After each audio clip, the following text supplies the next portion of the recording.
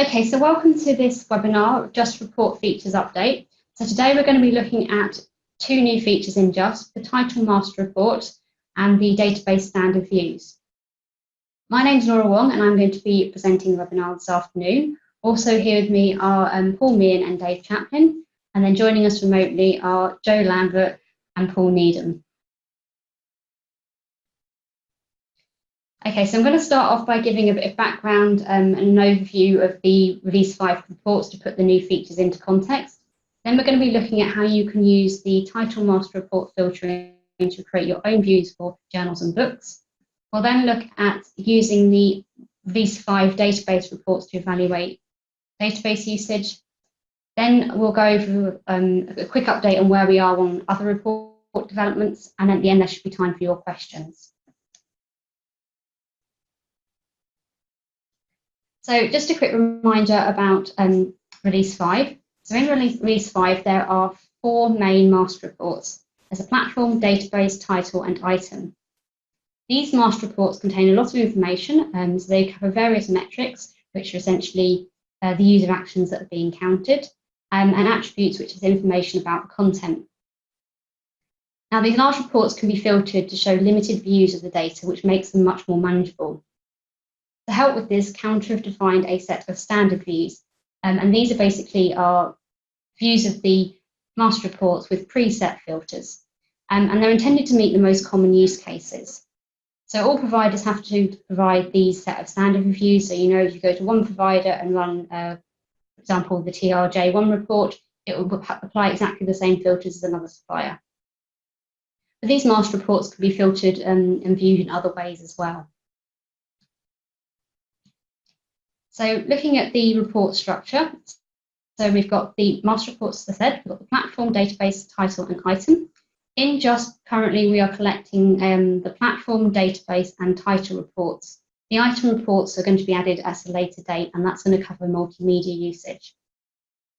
So we collect the full master report, and then we present the counter standard views. So for the platform report, we have 1 standard view. The database report has 2 standard views. Yeah, so the title report covers both journal and books, and like I said, the item report would just cover multimedia content. And then you can also take the master reports and, as I said, create your own views of it as well. In the previous webinar that we ran, we focused on looking at the title standard views for journals and books and the platform review standard view.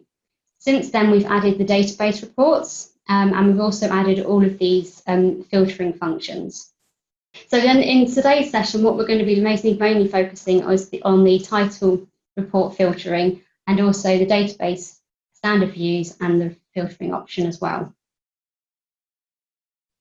So in JUSP, all of the Release 5 reports are available in the same area. So we don't have separate areas for journals and books and databases. They're all in the R5 area of JUSP and available from a single menu.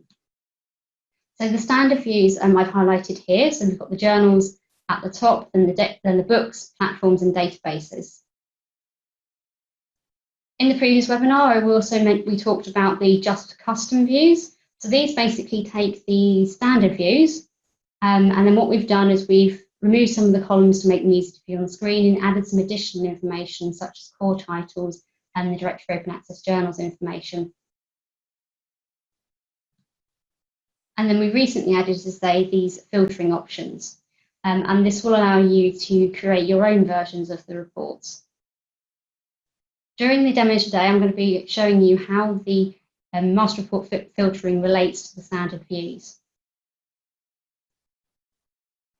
Okay, so that was an overview of the reports we currently have in JUSP. Now we're going to look in detail at, as I say, creating your own views for journals and books using the Title Master Report. So to start with, let's think about what's actually in the Title Master Report. So up on the screen here, I've listed the metrics that are included in the Title Master Report. So in Release 5, there are 12 possible metrics, and they're overall. And in the Title Master Report, there are 8 that are possible. So when we collect the report, it includes all of these metrics.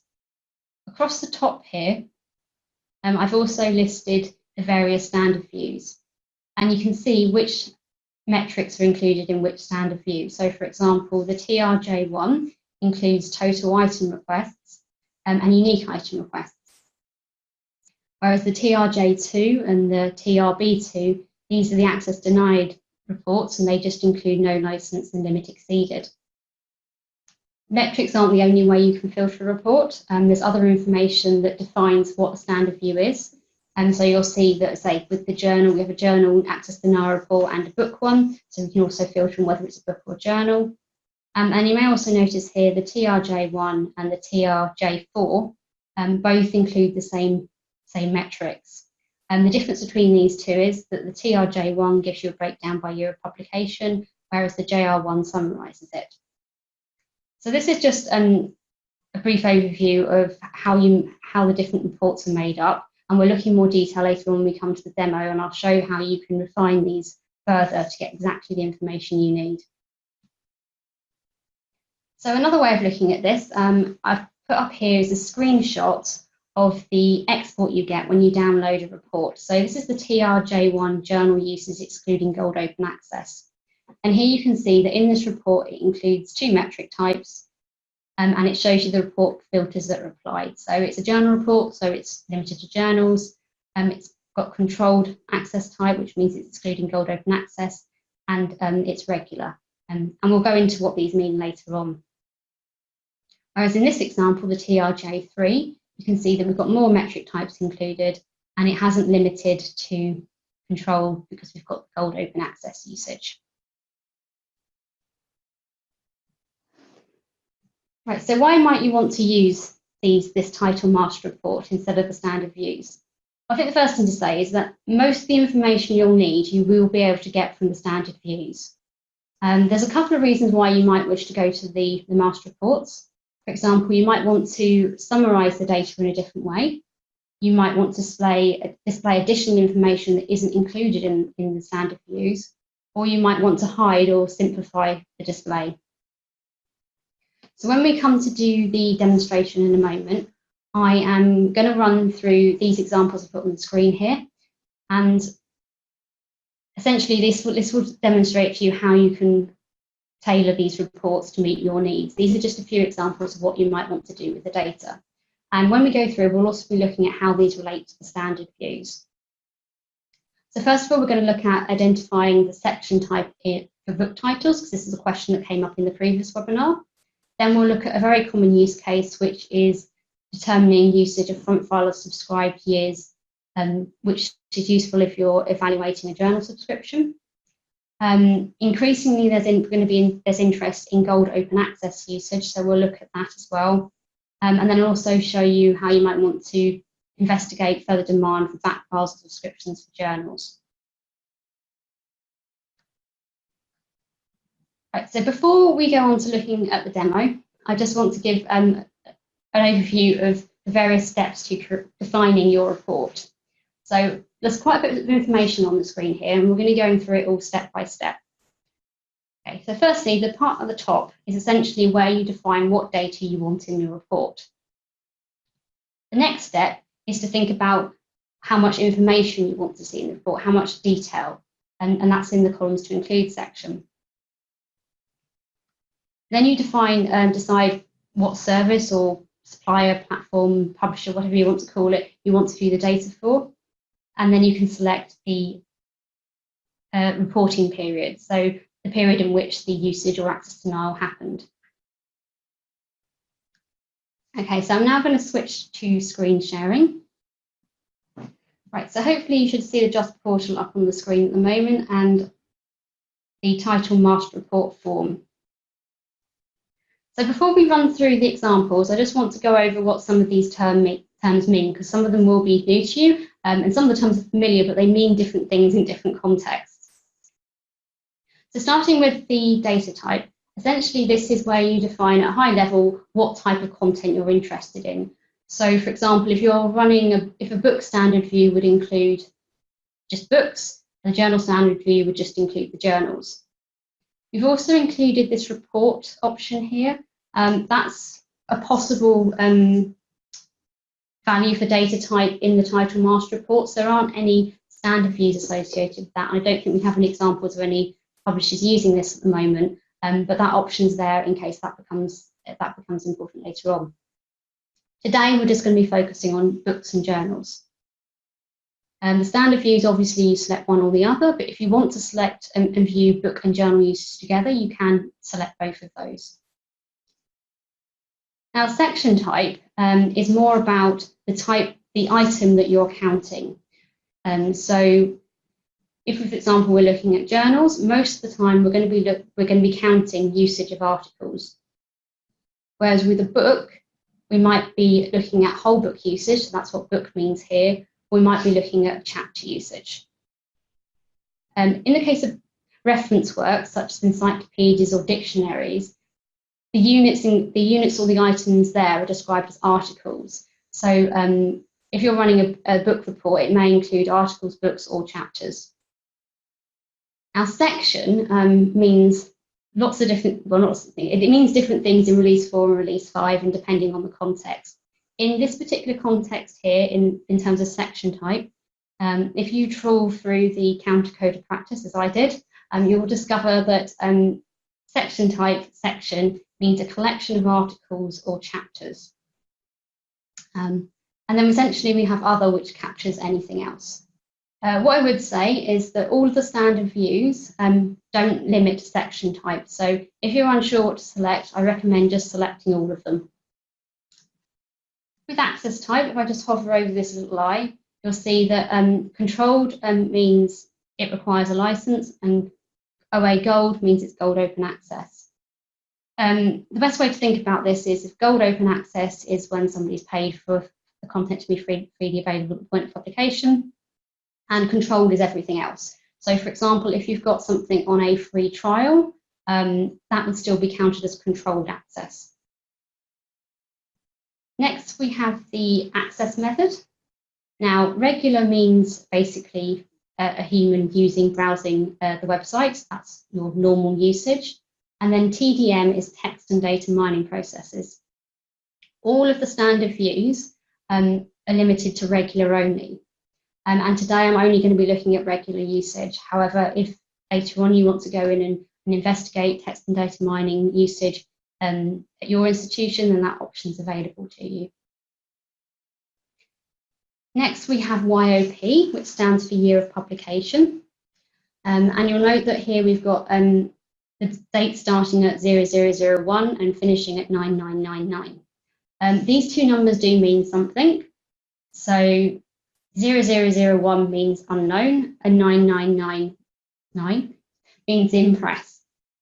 So if you leave this as the default date range, you'll be covering all uses and not excluding anything. Next, we have the metric types. So this is your usage access denials. And they're all listed here. You can select, you have to select at least one, but you can select as many or as few as you like.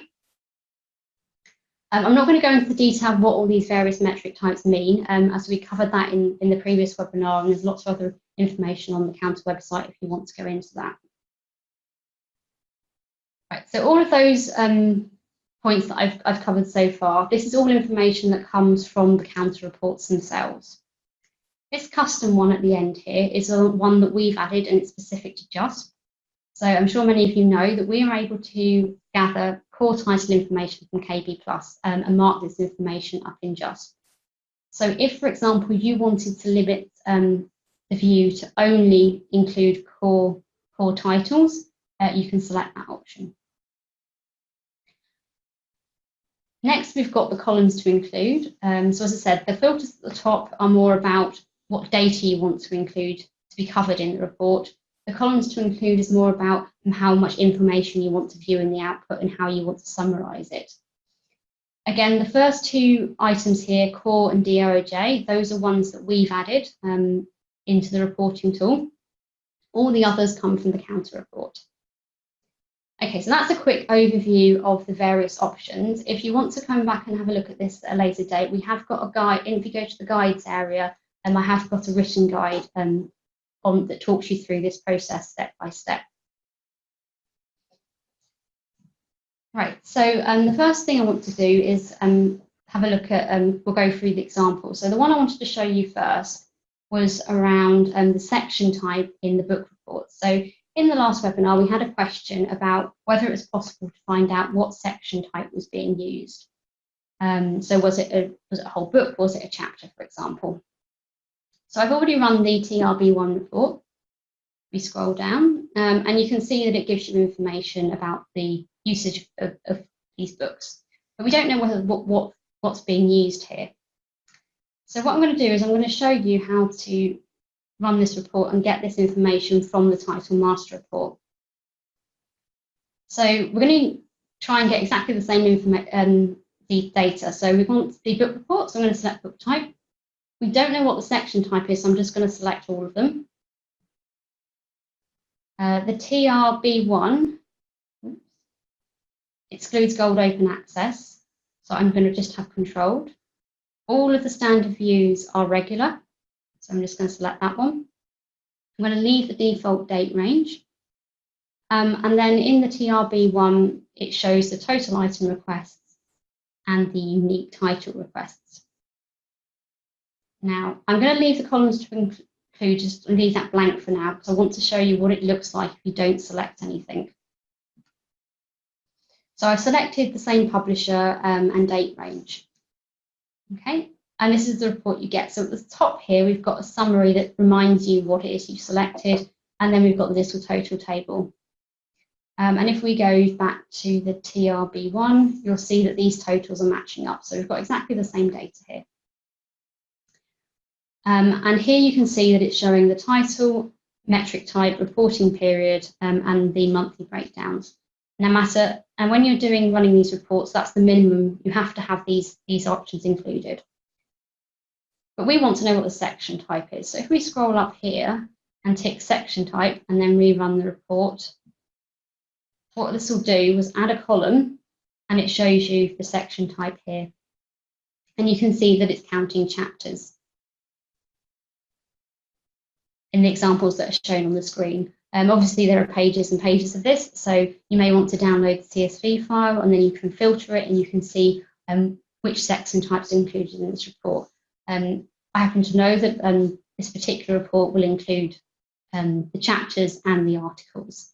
As I said, with encyclopedias, reference works, dictionaries, the section type is defined as an article. Okay, so that's the first example I wanted to show you. The next one is around looking at journal usage. So when you're looking at journal subscriptions, often you're only interested in the content that you've paid for, so the usage of content you've paid for. And there's different ways of describing this. It could be the subscribed usage, the front file usage. So in release 5, helpfully, the standard views exclude gold open access usage. So we've got the TRJ1 here and the TRJ4.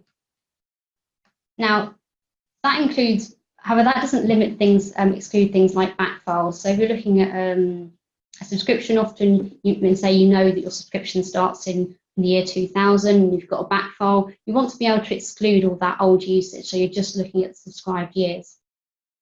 And you can do this with the TRJ4.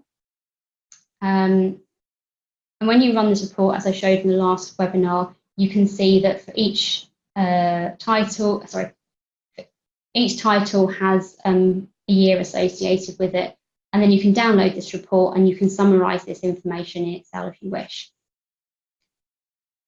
However, if we look at go back to looking at the title master report filtering, we can actually pull this information out a different way. So this time we're going to be looking at journals. I'm going to leave the default section type selecting all. We're going to keep it on controlled and we're going to keep it on regular because that's what's included in the standard view. And we want to exclude gold open access usage. But this time, as I say, I know that my description I'm interested in starts in 2000. So I'm just going to start at 2000 here. I'm going to leave this as 9999 because that will include any articles that are in press.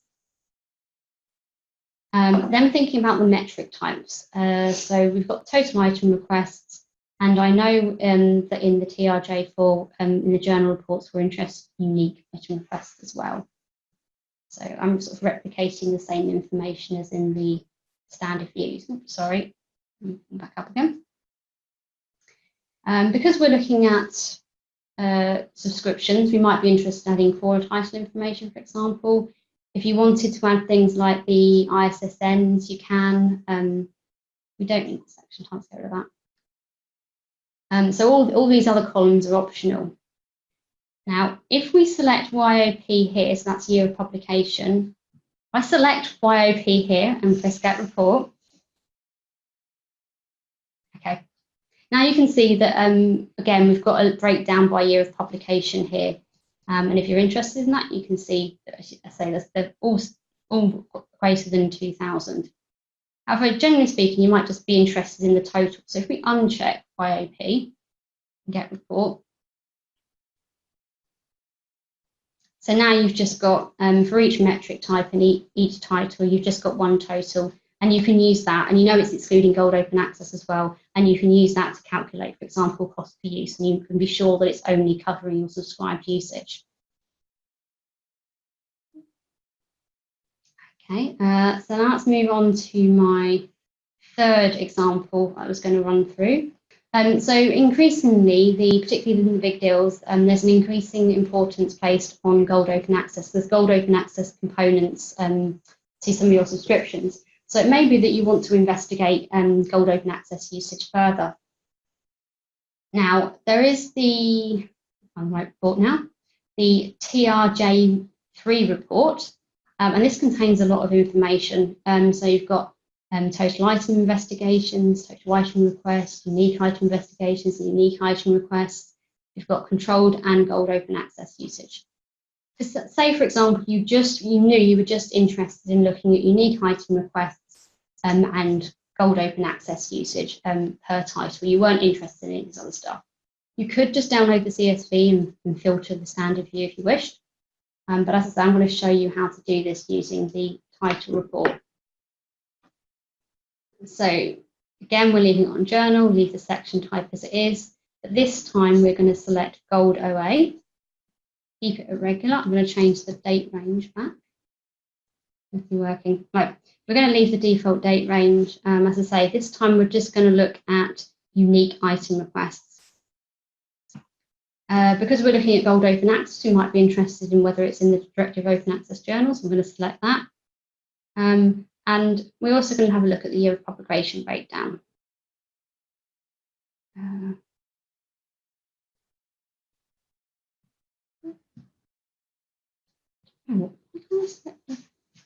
Oh, there we go. Probably just me. Right.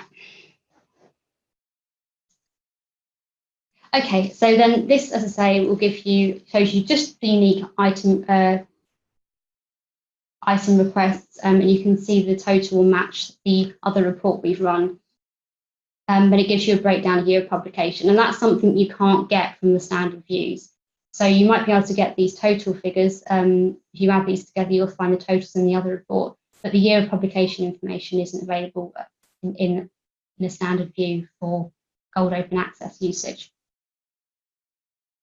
So that's an example of how you can get additional information. And that brings us to the final example I wanted to show you, and that was around looking at access denials. So again, there is an access denial standard view, and it does give you obviously a title level summary, but what it doesn't show you is the year of publication information. So yeah, so you should be able to see an example of the TRJ1 report. Okay, so this again, I've just run it for Science Direct. Sorry, TRJ2 report for access denied. And as you can see here, you get no license for each title. But this sometimes, if you're looking to assess whether to buy something, you might be interested to know whether this usage is coming from a back file or a front file, because then you can make a decision about whether you want to get a subscription or whether you may be looking to purchase a back file. And you can get this information from the TR report. So I've made all these settings up here. but we're interested in the no license this time, so this is an access denied. Okay. And again, I'm going to include the year of application information because this is quite useful when you're looking to assess whether you want to purchase something. This isn't a particularly great example because the no license is actually only 94, but hopefully this demonstrates what you can do with the data. So here you can see that a lot of the usage is coming from more recent years. So that's an indication that maybe you'd be looking at subscriptions. If you were looking at, if the dates were coming out for older years, then you might be looking at purchasing back files. Okay, so that's all I'm going to show you for the title master report filtering. So as I say, this was just to demonstrate some of the ways in which you might want to use this report and to demonstrate the various features. So you can go in and make your own tweaks depending on exactly what it is that you need to know. So I'm now going to switch back to my slides. So that was the title reports for journals and books. Now we're going to step away from that and focus on the database reports, which we only added last month. So again, thinking about what's in the database master report, what I've done here is I've listed all the metrics included in the database master report. There are 11 of the possible 12 metrics. The only metric not included in the database master report is searches platform, because that only applies to platforms. There are two standard views for databases. We have the DRD1, which is basically usage and searches, and the DRD2, which is access is denied. And we'll go through the meaning of these metrics in a moment. So how does this compare to the Release 4 database reports? So the main report in Release 4 was the DB1 report, and it had 4 metrics. It had regular searches, result clicks, record views, and automated or federated searches. One of the issues is that there are 4 metrics, and it's sometimes not clear which one to use to evaluate a database. And that's because it does depend on the database, the particular setup of your institution, for example. So essentially, regular searches was when a user did a search, automated federated was when some other system did a search, result clicks was when you clicked on something in a result view list, and record views was around viewing a record in the database. Particularly with result clicks and record views, there was some duplication because something could be a record view and a result click, but it didn't have to be, and something could be a result click and a record view. So basically, you couldn't deal with them separately, and you couldn't add them together. So this makes it difficult to make comparisons and then calculate cost per use. And another important factor is that is around full text databases. So these metrics are fine for assessing abstractly indexing databases, but with a full text database, the full text component is actually quite a key factor, and there wasn't really an easy way of evaluating that aspect of it. In Release 5, we have the DRD1 standard view, and it contains 5 metrics. So we've actually got more metrics now to deal with. So firstly, there's the total item requests. So this is essentially a combination of result clicks and record views, but without the duplication. And where it's a little bit hard to get your head around what a result click and a record view was, total item investigation is best just to think of as the number of times a user's interacted with something in the database. So it's just counting all of their interactions. Search is regular. Is basically when a user has actively selected a database and chosen to search it, or where it's the only option. So if a user clicks to select all databases, that's a regular search. If they select individual databases, that's also a regular search. And then the automated and federated searches have been split out. So for automated, this is where, for example, a discovery service or another search agent has carried out the search. And federated is when the database, the user, it simultaneously searches multiple databases. So compared with the regular search where a user must actively select the database, this is where the user hasn't made that decision. It's just gone ahead and done that search for them. And then finally, we have the new metric, which is the total item requests. And this is essentially the way you evaluate full text databases, because it's counting full text usage only. And you'll notice that the total item requests is the same term as in the title reports, because it's counting the same thing. It's counting full text requests, whether it's in the title report or the book report or the journal standard views or in the platforms. A total item request is an item request. Okay, so now I'm going to move on to doing a demonstration of the database views. Right, okay, sorry about that. Okay, here we are. The DRD1 database search and item usage report. So at the moment, we only have database reports for LWW or Ovid. So this is the example I'm going to show you. Obviously, we're working with other suppliers to get more database reports in. So if I just scroll down, so this here is the standard view. We don't have any JUSP custom views for this because there aren't as many columns as within the title reports, and there isn't really any additional information we need to add. So this is a standard view. And as you can see, it's very similar to the R4 reports in that we have the database listed here, we have the platform, and we have the metric types and the reporting total, etc. The only difference is the metric types have changed. So you'll see here that if we look at, for example, Embase, we've got 3 metrics: the search is regular, total item investigations, and total item requests. We don't have any for searches federated or automated, and that just means that those counts would be 0. So as with the R4 reports, if there's no usage associated in that period with that metric type, they're just omitted from the reports. So we can assume that they're 0 in this case. But if there was another supplier or another institution and they had some searches federated or automated, they would appear here. So looking at the searches regular, as I said, this is when a user has selected a database and run a search. We've got the figure there. We've got the total item investigations, which again is similar to the result clicks, record views, and basically whenever someone clicks on something within the database. So this could be clicking out to view on a link resolver, or it could be clicking on an abstract, or it could be viewing a record. It's just any of those sort of interactions are counted there.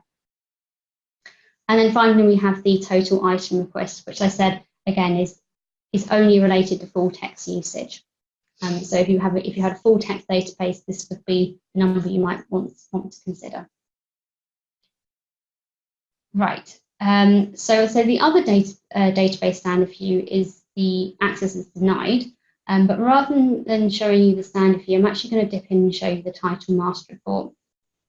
Sorry, not the title master report, the database master report. Yes, I've been saying that far too much in my practicing. Right. So up here we have the DR filter database master report. And as you can see in this report, we don't have quite as many options as with the title report. But I will run through these quickly. So the data type, here you'll notice there's both database and journal. This is to account for the fact that you can count journals in the database reports. And it is included as a metric type, a data type within the reports. The standard views include both, so I'm just here going to select both of them. Again, all standard views are regular only, so I'm going to select that. And in this example I'm working through, I'm interested in the access denied, so I'm going to select limit exceeded and no license. And I'm just interested in the headline figures, so I'm not going to include any of the other detail here. Okay. So again, because we've run the filtering report where we best made our own settings. It's got the summary here. So in this example, we can see that we've got limit exceeded and we don't have any no license. So as a reminder, no license means you don't have a subscription or you haven't purchased the content, whereas limit exceeded is usually where you may, for example, have a concurrent user license. Say you have a license that allows 3 people to access the database at the same time. If somebody else tries to log in, this is counted as a limit exceeded. So if you were seeing high limit exceeded, you might want to consider extending the license, for example. Okay, so that's all I'm going to show in the demo. I'm now going to switch back to the presentation. We're just going to finish up. So that was just a really quick overview of the database reports. So today we've looked at 2 recent report developments, but we do have further ones in progress.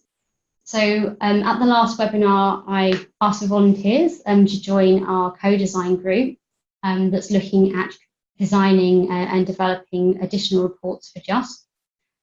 They've been working with us to develop and test the title master report filtering option, and they're going to be working with us in August and September to help define any new sort of summary level reports, for example, in usage profiling and visualizations.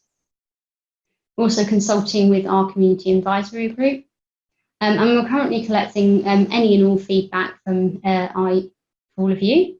So if you do have any comments about the reports we've got available at the moment or suggestions for others, please do get in contact, and we will record this and feed this into our development processes. Last week, I put out a request for people to take part in some interviews in which we're going to capture general usage workflows. So the purpose of this is to capture a range of workflows that will then help us inform development of the reports and also any support material we have.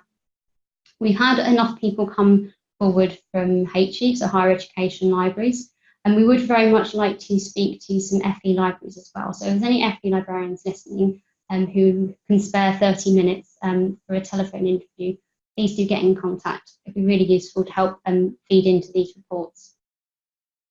So up on the screen here, I've just put some expected timescales. So throughout July, we're collecting, collating feedback via the interviews and via the help desk from anyone. Then during August, we're working with the co-design group to sort of design and specify the reports. And then during December is when we're going to be doing these, we plan to do the building and testing of the reports with the co-design group and the community advisory group. And then we'll be looking to make some of these additional reports and functionality available from October onwards, depending on what comes out of the group's work. Sorry about the silence. Okay, so that's all I have to say for now. So I'm now going to hand over to you for any questions.